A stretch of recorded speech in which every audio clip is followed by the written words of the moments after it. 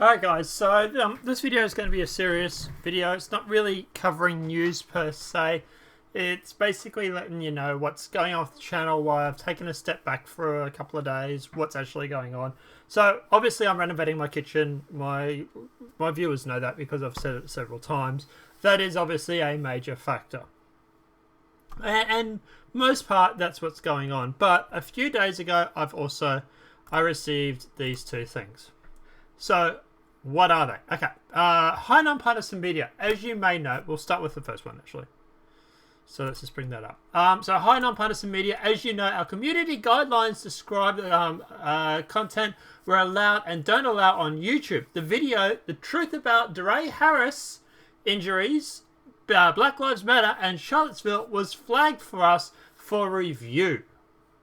Upon review, we've determined that the video determined that it violates our guidelines and we're removing it from YouTube.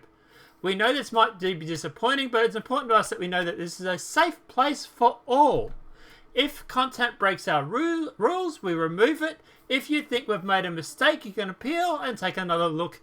Keep the guidance. Now, I don't know what this means for the channel. Does this mean I have 2 community guideline strikes now? I didn't even think of that really because I didn't really, yeah. Okay, so it does say that impact on your account. Please note that the removal has not resulted in a community guideline strike or a penalty to your account. We're encouraging to review all videos on your account to make sure they are in line with our community guidelines. Okay, so what was this video that they flagged? What was it that was so controversial that, you know, they had to remove it? This video was in regards to a narrative that was put out by the mainstream media claiming that DeRay Harris was an innocent bystander who was attacked at Charlottesville. This video got around 90 to 150, somewhere between those ballpark sorry, ballpark figures. I don't know the exact number. I didn't check it before they deleted it. But it was basically a video exposing the narrative that DeRay Harris was not an innocent bystander, that he was actually a part of the Charlottesville protest from Antifa, and that he was actually violent with the guys from the march. Now, look, at the end of the day, I am nonpartisan, as the name says, and at the end of the day, if mainstream media goes putting out a narrative that says that he's an innocent bystander and he got beaten by a bunch of thugs, and I look into it, and it ends up being that he was actually part of the riot, and he was actually one instigating violence, then I'm going to report on it. It's nothing personal, it's what I do, right? I'm here to check facts.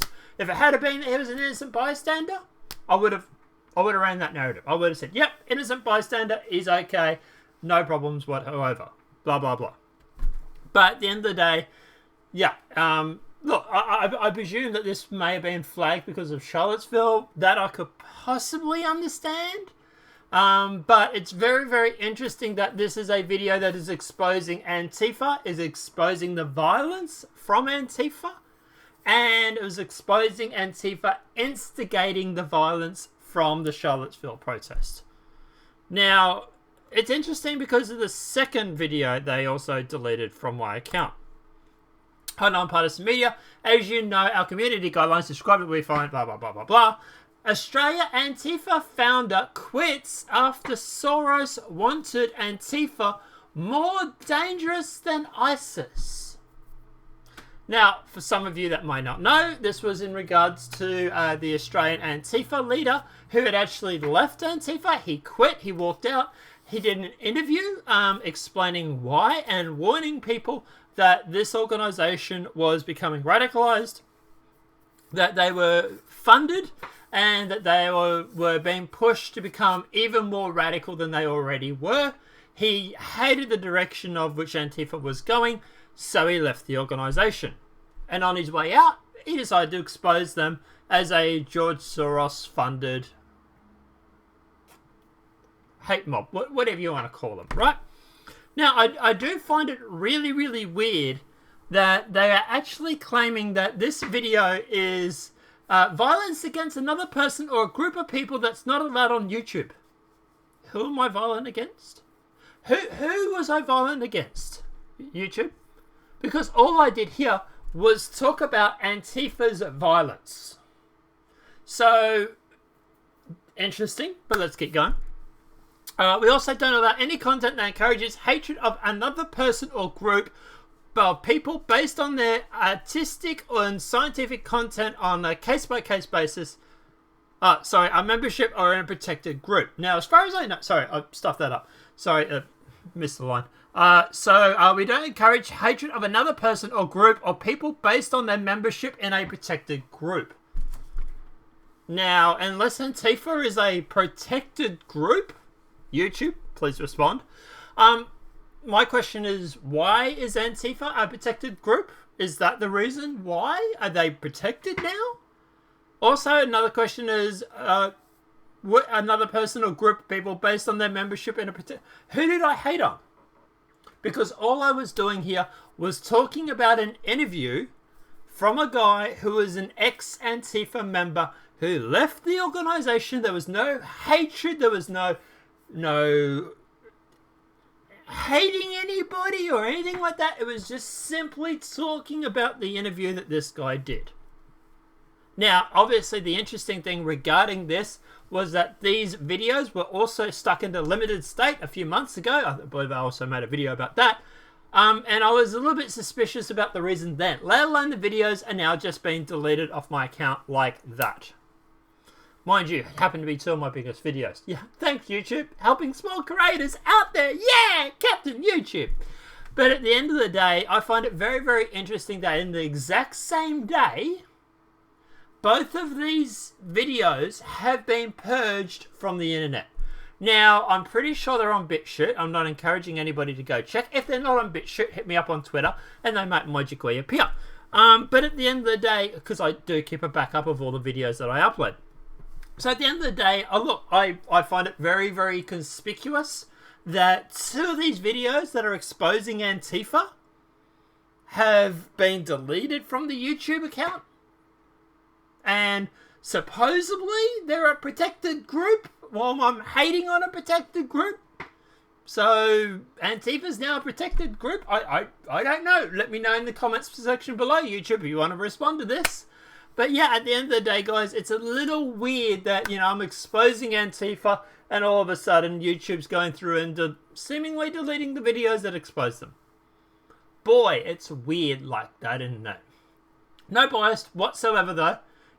It's just that, well, they're seemingly covering for Antifa at this stage, I suppose, aren't they? Well, that would be my estimate. But guys, yeah, this is, obviously it's hard enough for a small channel to grow these days with everything that YouTube is doing, let alone them going through and deleting two of my biggest videos. And I just, for the past couple of days, I just wanted to take a break because I got these literally like 2 days ago. I think it was 2 days ago. Tuesday the 18th of June. So that was, 2 days ago. And I just wanted to take a day off because I was just like, I'm not giving up. Don't worry. I'm going to still keep doing the show. But at the end of the day, there's got to be a point where you sort of sit there and go, are you beating a head against the brick wall?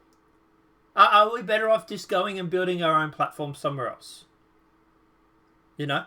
Is there a better platform out there? That would be my question to people. Is there a better place to go besides YouTube? Should we abandon ship? Or, I'm luckily, thank God, that Chute backs up all my videos automatically because, Australian internet is tops.